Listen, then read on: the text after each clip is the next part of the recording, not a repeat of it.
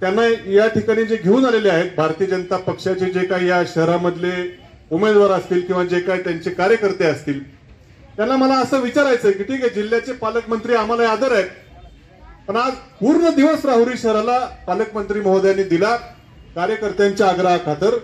मात्र गेले 3 वर्ष, मला वाटतं 3-1 वर्ष झाले आपलं आम्ही मंत्रीपद जाऊन, तेव्हापासून पालकमंत्री महोदय जिल्ह्याचे पालकमंत्री आहेत.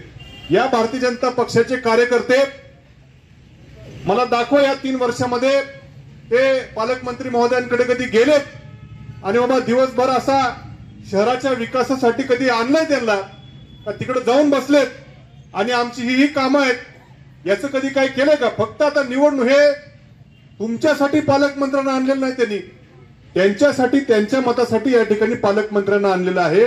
जर त्यांना खरंच तुमची काळजी असती तर 3 वर्ष पालकमंत्री या ठिकाणी या पदावरती आहेत.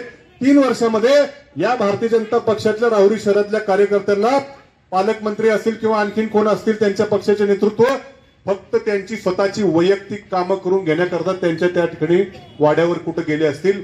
पण मात्र आज निवडणूक लागली आणि आज मात्र त्यांना हट्टांनी बोलवून घेतलं आणि दिवसभर पालकमंत्री महोदय आपल्या शहरामध्ये आहेत.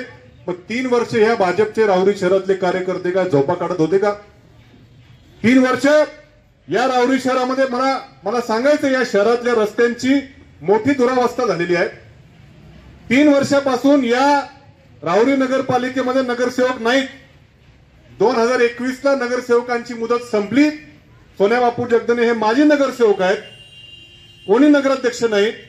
नगराध्यक्ष कोण आहे?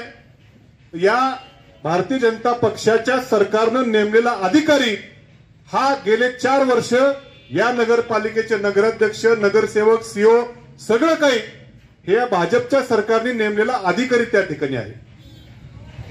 हा अधिकारी नेमलाय कुणी? सरकारनं नेमलेला आहे. शेवटी सरकारचं ते ऐकतात.